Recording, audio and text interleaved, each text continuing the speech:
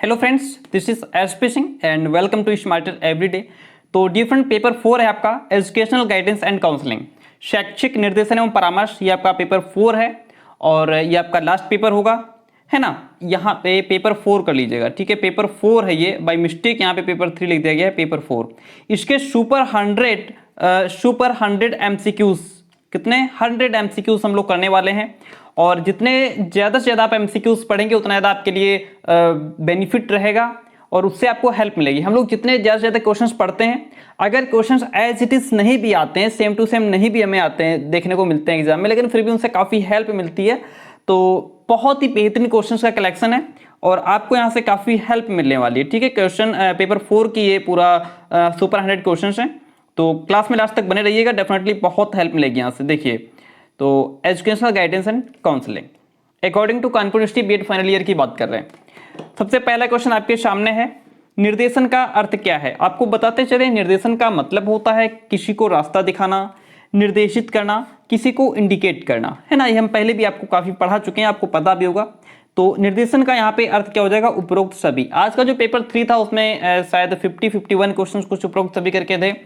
तीनों पेपर का आंसर की आपको कल मिल जाएगा, उसके लिए वेट कीजिए। तो उपरोक्त सभी जो है, फर्स्ट में आपका उपरोक्त सभी हो जाएगा। सेकंड क्वेश्चन कहता है, क्रो तथा क्रो ने निर्देशन के कितने सिद्धांतों का उल्लेख किया है। क्रो एंड क्रो ने निर्देशन के कितने सिद्धांतों का उल्लेख किया है।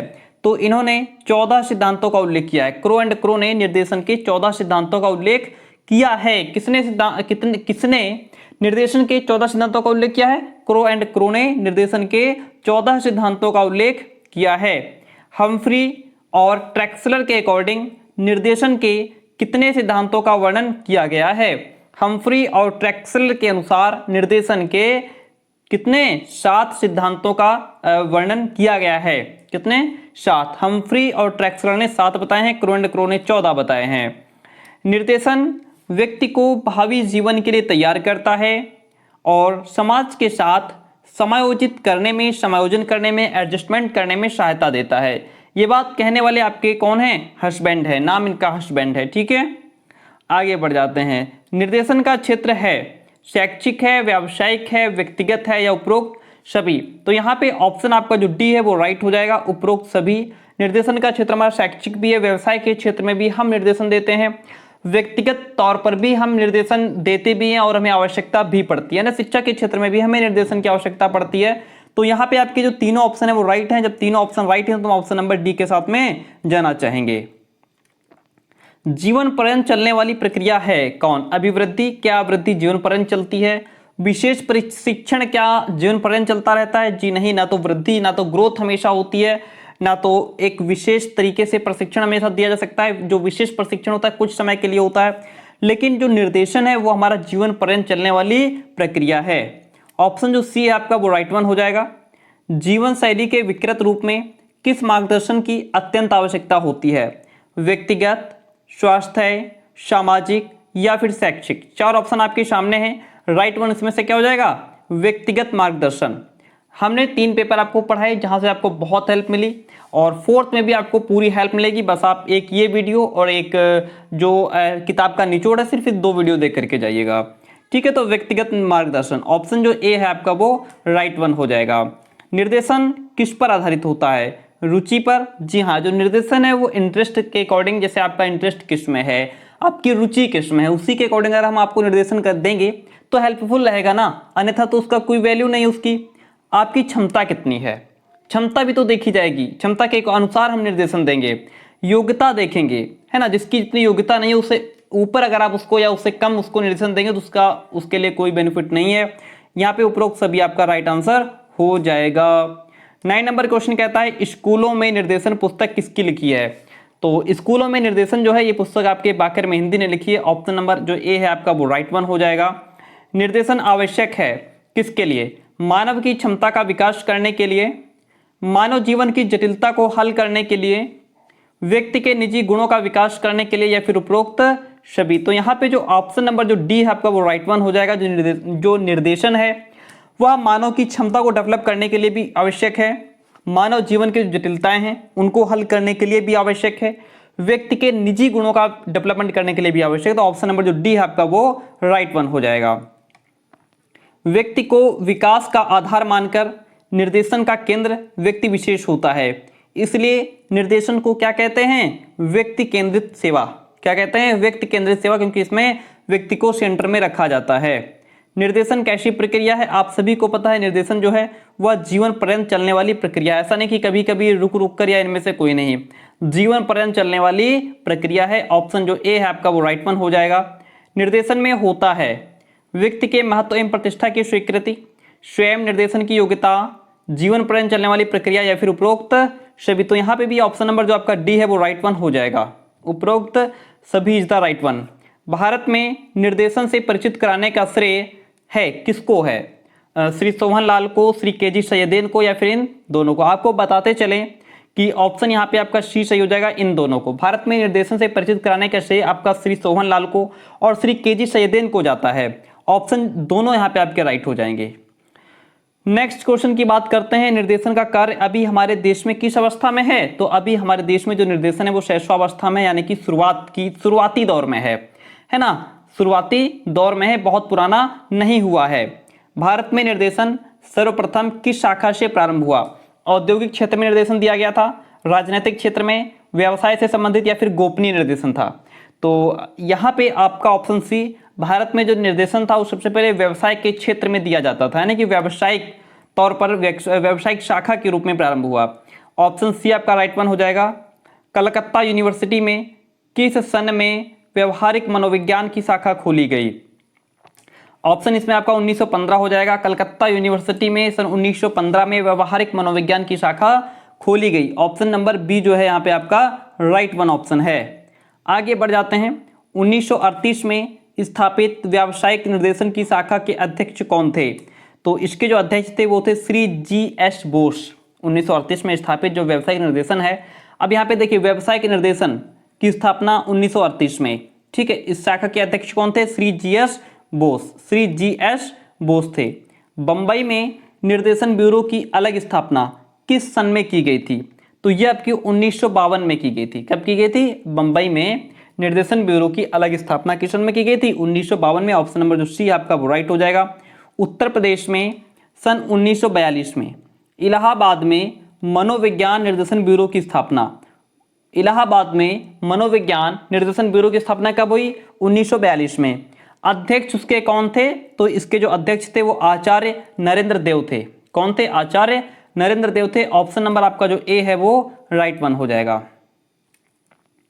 केंद्रीय शिक्षा मंत्रालय ने केंद्रीय शिक्षा तथा व्यावसायिक ब्यूरो की स्थापना कब की? केंद्रीय शिक्षा मंत्रालय ने केंद्रीय शिक्षा और व्यावसायिक ब्यूरो की स्थापना कब की थी? तो ये आपकी 1954 में की गई थी।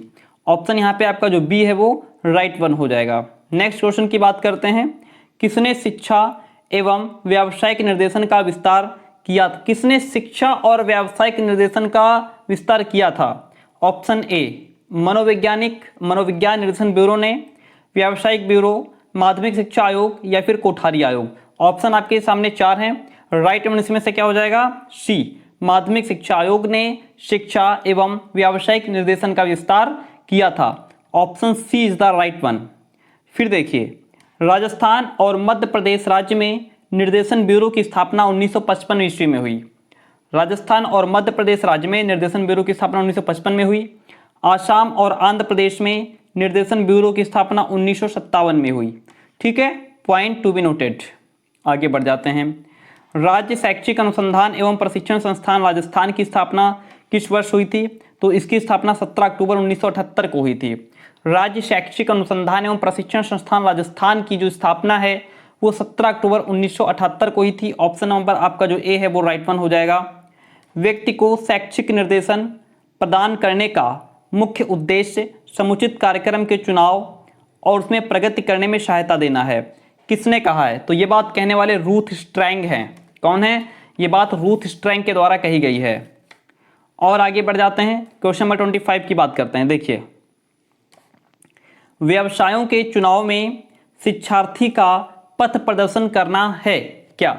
शैक्षिक निर्देशन का उद्देश्य, शैक्षिक निर्देशन का मूल्यांकन, या फिर यहाँ पे दोनों सही है, या विपरीत के प्रतिकूल। राइट वन ऑप्शन यहाँ पे क्या हो जाएगा आपका? ऑप्शन ए, व्यवसायों के चुनाव में शिक्षार्थी का जो पथ प्रदर्शन करना है वो क्या है, शैक्षिक निर्देशन का उद्देश्य है।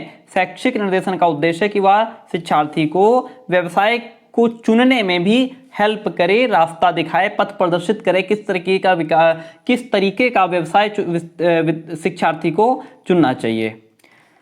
व्यक्तिगत निर्देशन का स्वरूप या प्रकृति है समस्या का निदान, उसका उपचार, ये दोनों, इनमें से कोई नहीं। राइट वन क्या हो जाएगा आपका, सा ऑप्शन। व्यक्तिगत निर्देशन का स्वरूप या प्रकृति समस्या का निदान और उसका उपचार है। ऑप्शन सी आपका राइट वन हो जाएगा। उपचार का तात्पर्य क्या है, व्यक्ति को उनकी समस्याओं से मुक्त करना, व्यक्ति को संकट में डालना, धोखा देना, आकार एवं दुख का चित्रण। राइट वन ऑप्शन क्या हो जाएगा आपका, ऑप्शन ए, व्यक्ति को उनकी समस्याओं से मुक्त करना। उपचार का मतलब भाई क्या है कि जो भी व्यक्ति आपके पास समस्या लेकर के आएगा आप उसका उपचार करेंगे। उपचार का मतलब है कि उसकी समस्या को हल करेंगे, उसको समस्याओं से छुटकारा दिलाएंगे आप, है ना। ऑप्शन ए आपका राइट वन हो जाएगा। व्यक्तिगत निर्देशन के कितने पक्ष हैं, व्यक्तिगत निर्देशन के दो पक्ष हैं, एक तो समस्या का निदान है, दूसरा उसका उपचार है। ओके, अगर यहाँ पे तीसरा या चार ऑप्शन जो मिला दे, कंफ्यूज मत होना, याद रखना व्यक्तिगत निर्देशन के दो पक्ष हैं, समस्या का निदान और उसका उपचार, ठीक है। 1908 में व्यावसायिक निर्देशन का सबसे पहले प्रयोग किसने किया था, 1908 में व्यावसायिक निर्देशन का सबसे पहले प्रयोग किसने किया था, तो इसके फ्रैंक पार्सन थे। ऑप्शन ए, किसने, फ्रैंक पार्सन ने 1908 में व्यावसायिक निर्देशन का सबसे पहले प्रयोग किया था, फ्रैंक पार्सन ने। चलिए आगे बढ़ जाते हैं। शैक्षिक निर्देशन का प्रमुख सिद्धांत क्या है, निर्देशन सभी छात्रों को उपलब्ध होना चाहिए, प्रमापीकृत परीक्षाओं का प्रयोग होना चाहिए, अनुगामी अध्ययन होना चाहिए या फिर उपरोक्त सभी। तो इसमें राइट वन ऑप्शन आपका उपरोक्त सभी हो जाएगा। शैक्षिक निर्देशन का प्रमुख सिद्धांत है निर्देशन सभी छात्रों को उपलब्ध होना चाहिए और प्रमापीकृत परीक्षाओं का भी प्रयोग होना चाहिए, अनुगामी अध्ययन होना चाहिए, ठीक है। ऑप्शन नंबर जो डी है आपका वो राइट वन हो जाएगा।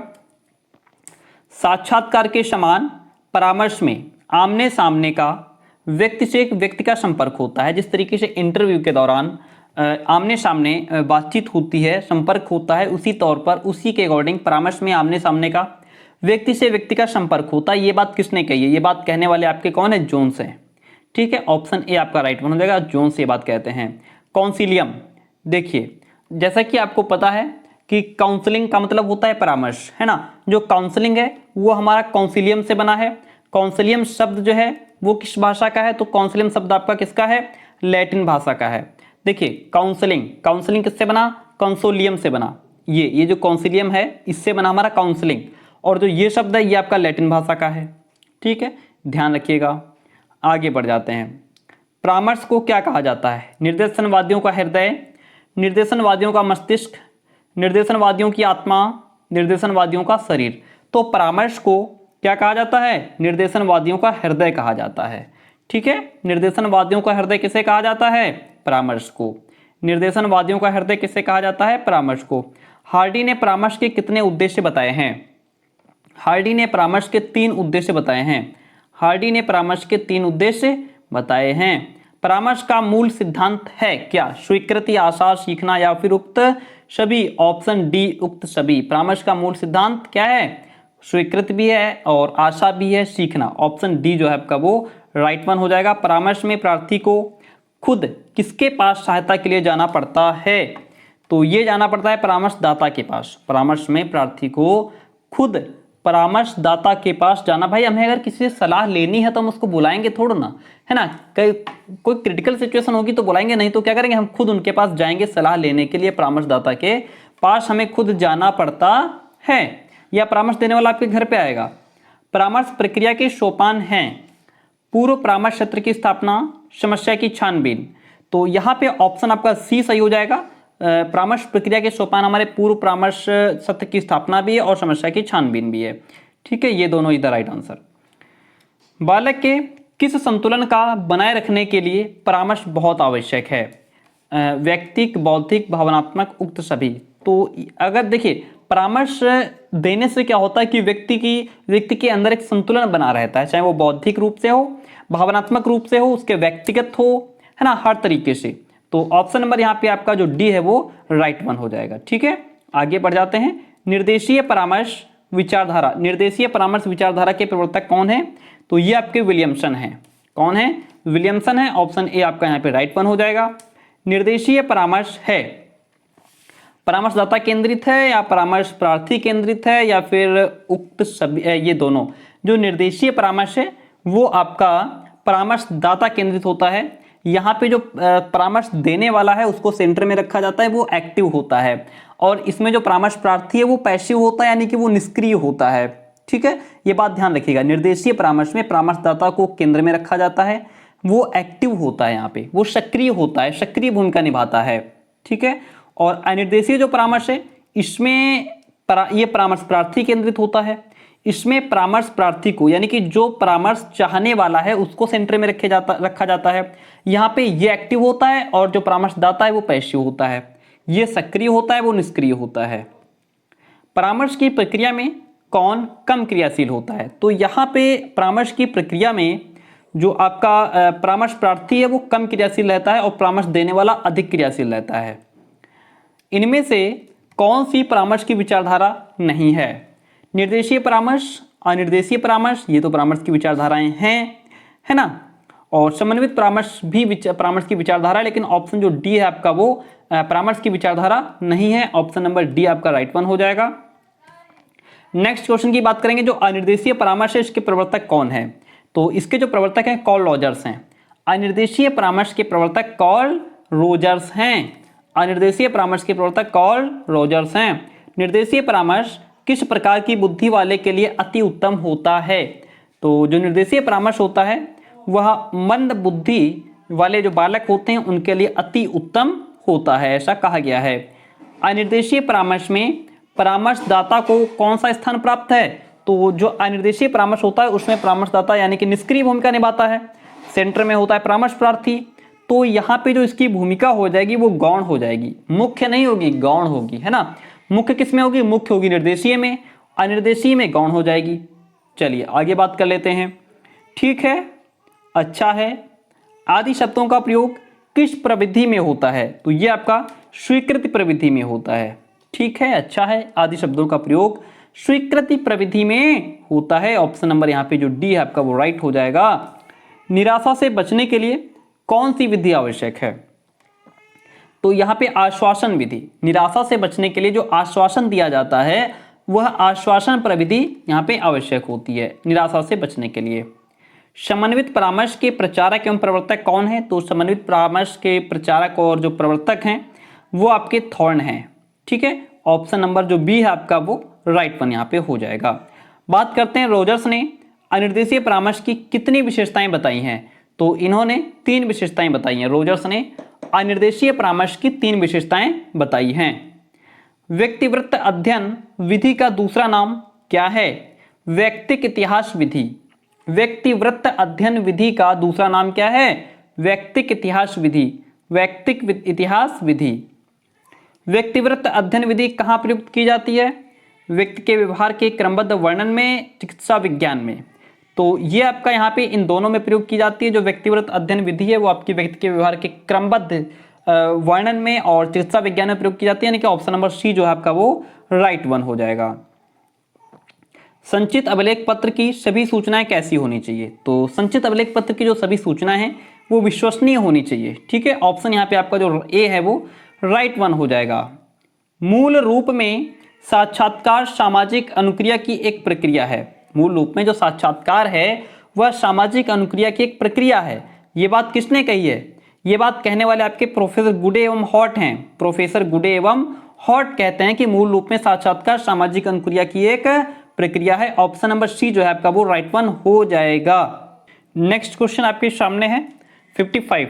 किस विधि में निर्णय लेने में समय की बचत होती है? निर्धारण मापनी, ग्राफ मापनी, समय सारणी या सुविधा प्रदत्त। ऑप्शन 4 आपके सामने है। राइट वन इसमें से क्या हो जाएगा? निर्धारण मापनी, ऑप्शन ए। ठीक है, निर्धारण मापनी विधि में निर्णय लेने में समय की बचत होती है। ऑप्शन ए यहाँ पे आपका राइट वन आंसर हो जाएगा। संचित अभिलेख पत्र में किसी ज्ञान के बारे में लंबी अवधि में एकत्रित की गई सूचना होती है। किसका कथन है? संचित अभिलेख पत्र में किसी ज्ञान के बारे में लंबी अवधि में एकत्रित की गई सूचना होती है। इसमें राइट आंसर आपका मुरे थॉमस हो जाएगा। क्या हो जाएगा? मुरे थॉमस हो जाएगा। इन्होंने ये बात कही है। दो व्यक्तियों का किसी उद्देश्य की पूर्ति हेतु आपसी वार्तालाप क्या कहलाता है? ये साक्षात्कार प्रविधि कहलाती है। दो व्यक्तियों का किसी उद्देश्य को लेकर के उसकी पूर्ति के लिए आपसी जो वार्तालाप है वह साक्षात्कार प्रविधि कहलाता है। किस विधि का विकास हर्ट्सशॉर्न ने किया था? तो ये आपका बूझो कौन विधि जो है इसका विकास हर्ट्सशॉर्न ने किया था। ऑप्शन जो डी है आपका वो राइट वन हो जाएगा। बालक की भावी योजनाओं पर किसका प्रत्यक्ष प्रभाव पड़ता है? ये अभिभावक का पड़ता है। बालक की भावी योजनाओं पर अभिभावक का प्रत्यक्ष प्रभाव पड़ता है। ऑप्शन सी जो है वो राइट वन हो जाएगा। प्रधानाचार्य अपना उत्तरदायित्व किसको सौंप सकता है? तो प्रधानाचार्य अपना उत्तरदायित्व परामर्शदाता को सौंप सकता है। प्रधानाचार्य अपनी जो रिस्पॉन्सिबिलिटी है, जो अपना उत्तरदायित्व है, वो परामर्शदाता को सौंप सकता है। विद्यालय के छात्रों के साथ सर्वाधिक संपर्क में आने वाला व्यक्ति कौन है? विद्यालय के छात्रों के साथ सबसे अधिक कांटेक्ट में आने वाला व्यक्ति कौन होता है? वो आपका टीचर होता है, अध्यापक होता है। ठीक है, ऑप्शन जो बी है आपका वो राइट वन हो जाएगा, अध्यापक। निर्देशन कार्यक्रम में किसकी भूमिका अत्यंत महत्वपूर्ण होती है? तो इसमें आपकी अध्यापक की जो भूमिका है वो अत्यंत महत्वपूर्ण होती है। ऑप्शन ए जो है वो राइट हो जाएगा। अध्यापक की निर्देशन संबंधी भूमिका इसमें से नहीं है। शैक्षिक एवं व्यावसायिक सूचना प्रदान करना, विद्यार्थियों को विद्यालय का उपयोग सिखाना, पाठ्य सहगामी क्रियाओं का आयोजन न करना या अभिलेख तैयारी, अभिलेख की तैयारी। तो इसमें राइट वन ऑप्शन आपका सी हो जाएगा। भूमिका नहीं है, वो पाठ्य सहगामी क्रियाओं का आयोजन न करना, ये जो है उसकी ये भूमिका नहीं है। ऑप्शन सी, आयोजन न करना। किसके सर्वांगीण विकास के लिए बौद्धिक विकास एवं अन्य विकास आवश्यक हैं? ऑप्शन बी, बालक के सर्वांगीण विकास हेतु बौद्धिक और जो बाकी जो विकास हैं वो आवश्यक हो जाते हैं कि उस सर्वांगीण विकास करना है। बालक के जीवन उपागम, मानसिक विश्वास, मूल्यों आदि के निर्धारण में किसकी भूमिका होती है? परिवार की, विद्यालय की, पड़ोसी की या संबंधी की? इसमें आपका जो परिवार है वो आंसर राइट हो जाएगा। बालक के जीवन उपागम, मानसिक विश्वास, मूल्यों आदि के निर्धारण में परिवार की भूमिका अहम होती है। ऑप्शन इसीलिए आपका ए जो है वो राइट वन हो जाएगा। किसको शिक्षा का अच्छा अनुभव होना चाहिए? परामर्शदाता को होना चाहिए या परामर्श प्रार्थी को, विशिष्ट बालक या अभिभावक को? यहाँ पे जो परामर्शदाता हो भाई उसको परामर्श वो देने का काम कर रहा है ना। पर अगर आप किसी को परामर्श दे रहे हैं तो उससे पहले आप अपने आप में आपको हर एक चीज का, हर एक क्षेत्र में नॉलेज होना चाहिए, तभी तो आप परामर्श दे पाएंगे ना। तो शिक्षा का अच्छा अनुभव परामर्शदाता को होना चाहिए। ऑप्शन ए आपका राइट हो जाएगा। परामर्शदाता का प्रशिक्षण किसके अनुसार होना चाहिए? ऑप्शन बी, कार्य के अकॉर्डिंग, कार्य के अनुसार। परामर्श प्रक्रिया को प्रभावित करते हैं कौन? परामर्शदाता के कार्य, परामर्शदाता का व्यक्तित्व या फिर ये दोनों? ऑप्शन जो सी है वो राइट हो जाएगा। परामर्श प्रक्रिया को प्रभावित करते हैं कौन? परामर्शदाता के कार्य और परामर्शदाता का व्यक्तित्व, ये दोनों ही करते हैं। निर्देशन के सिद्धांत क्या है? निर्देशन के सिद्धांत पुस्तक के लेखक कौन हैं? Option B, Jones. कौन है? Option B, Jones. किसमें भय, आशा, संदेह, चिंता सभी कुछ व्याप्त रहता है?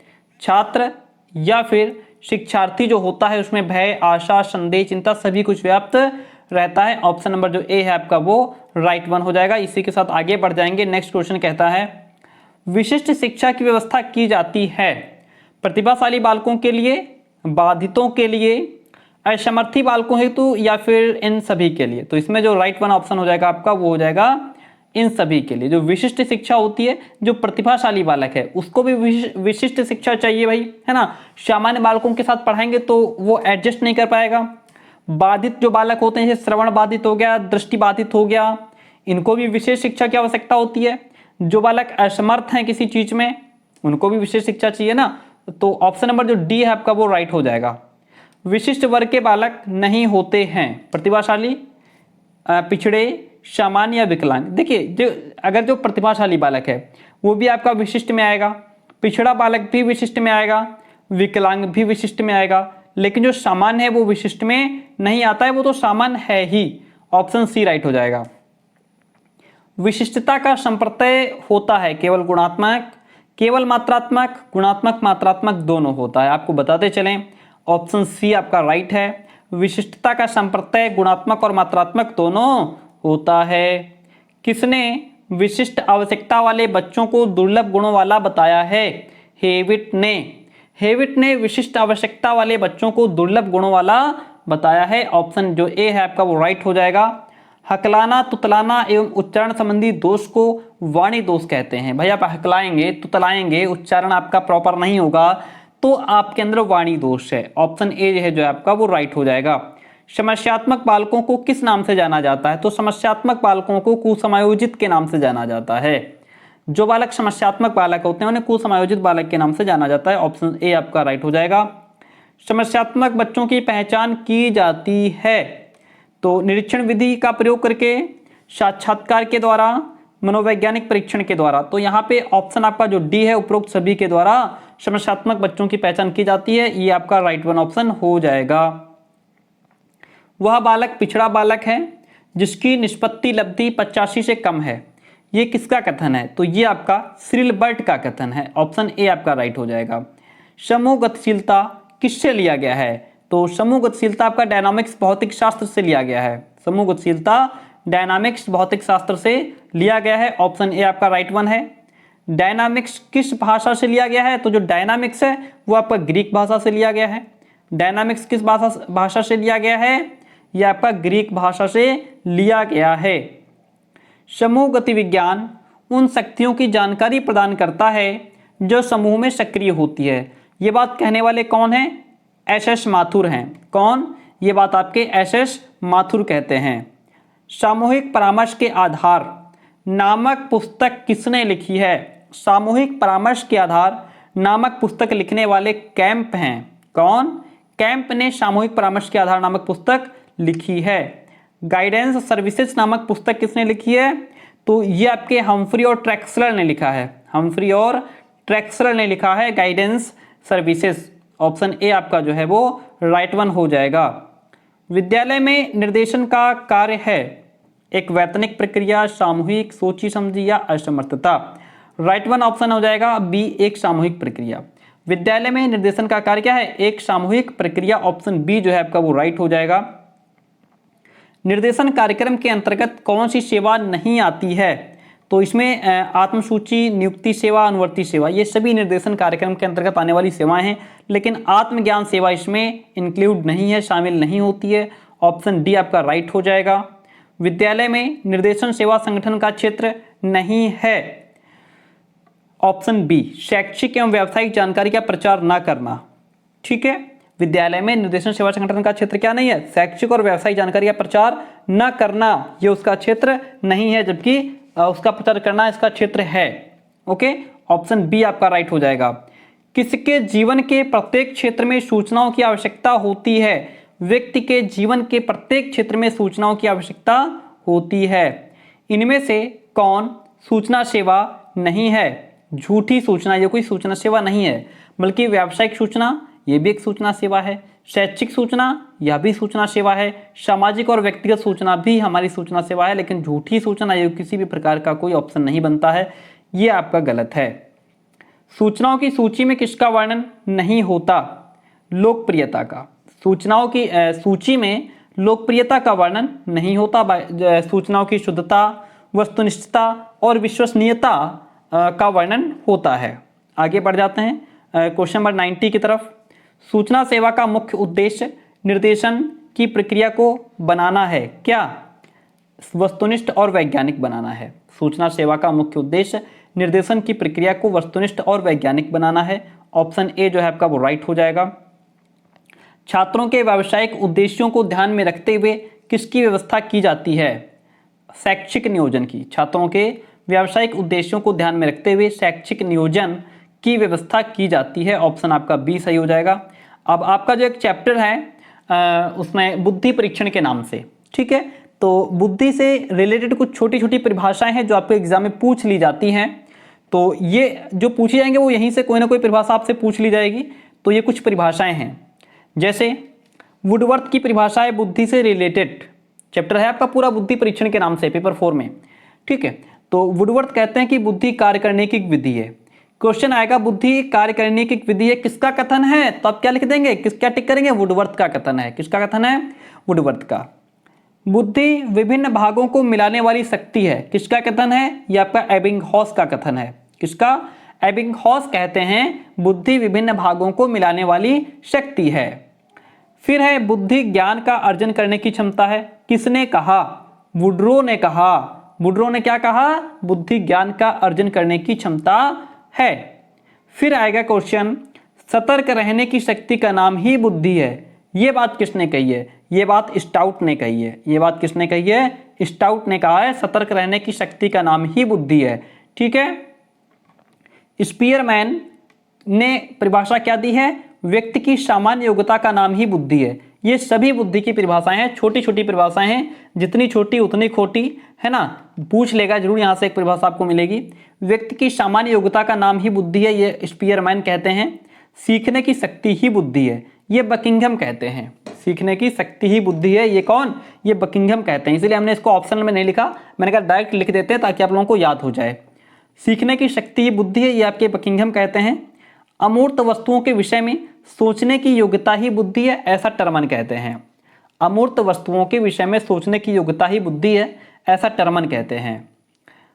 आगे बढ़ जाते हैं। नेक्स्ट वन है बुद्धि पहचानने और सीखने की शक्ति है, ऐसा गाल्टन कहते हैं। गाल्टन ने बुद्धि की क्या परिभाषा दी है? उन्होंने कहा बुद्धि पहचानने और सीखने की शक्ति है। बुद्धि का जो एक सत्तात्मक सिद्धांत है, इसके समर्थक कौन है? बिने, टर्मन और स्टर्न। ठीक है। एक सत्तात्मक सिद्धांत के समर्थक कौन है? बिने, टर्मन और स्टर्न। द्वितत्वीय या द्विखंड का जो सिद्धांत है बुद्धि का, उसके समर्थक स्पीयरमैन है या उसके प्रवर्तक स्पीयरमैन है। बहुतत्व या असत्तात्मक जो सिद्धांत है, इसके प्रवर्तक थॉर्नडाइक हैं। कौन है? थॉर्नडाइक। आगे बढ़ जाते हैं। 92 नंबर क्वेश्चन है आपके सामने। बुद्धि परीक्षण के लिए पहला परीक्षण निम्न में से कौन सा था? कौन सा था? बिने साइमन परीक्षण। बुद्धि परीक्षण के लिए जो पहला परीक्षण था वो बिने साइमन परीक्षण था। ऑप्शन ए आपका यहाँ पे राइट हो जाएगा। बर्ट एवं वर्णन का बुद्धि संबंधी सिद्धांत किस नाम से जाना जाता है? यह आपका पदानुक्रमिक सिद्धांत के नाम से जाना जाता है। ऑप्शन आपका सी जो है वो राइट हो जाएगा। गिलफोर्ड का बुद्धि संबंधी सिद्धांत कौन सा है? तो ये आपका त्रिआयामी सिद्धांत है। गिलफोर्ड का जो बुद्धि संबंधी सिद्धांत है वो कौन सा है? ये आपका त्रिआयामी सिद्धांत है। फिर बढ़ जाएंगे।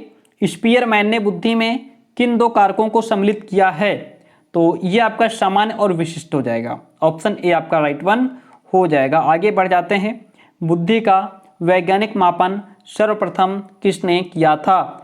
बिने ने किया था। किसने? बिने। ऑप्शन ए आपका राइट हो जाएगा। और प्यारे दोस्तों, आई होप कि जितना मैंने पढ़ाया और आपने पढ़ा वो आपको एग्जाम में हेल्प किया भी, और आगे भी ये जो नेक्स्ट एग्जाम होगा इसमें भी आपको पूरी हेल्प मिलेगी।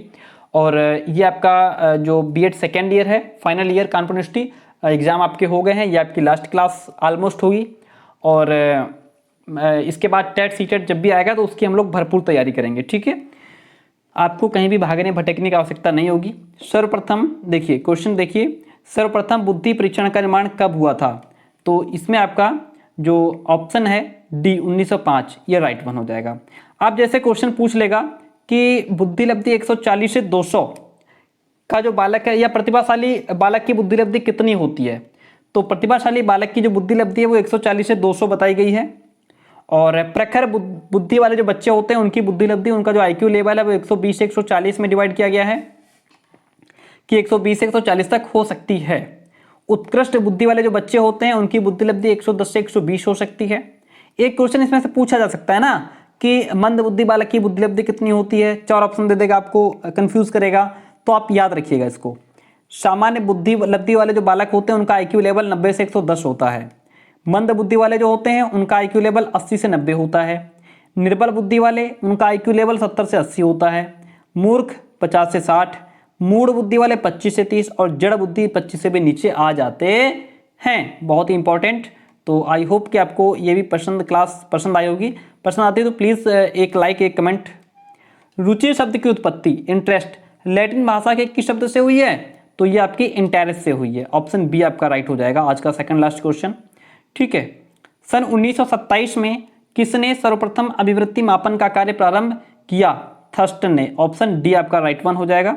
और जो मेरा दूसरा चैनल है एसपी सर ब्लॉग्स के नाम से, इसका लिंक डिस्क्रिप्शन बॉक्स में, आप हमें वहाँ फॉलो कर सकते हैं।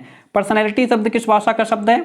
तो ये आपका ऑप्शन बी लैटिन भाषा का शब्द है। क्लास कैसरी कमेंट करके जरूर बताइए। इसके बाद आपको जो प्रीवियस ईयर है उनका सारा सोल्यूशन मिलने वाला है। चैनल पर एक्टिव रहिए। थैंक यू, मिलते हैं बहुत जल्दी नेक्स्ट क्लास में।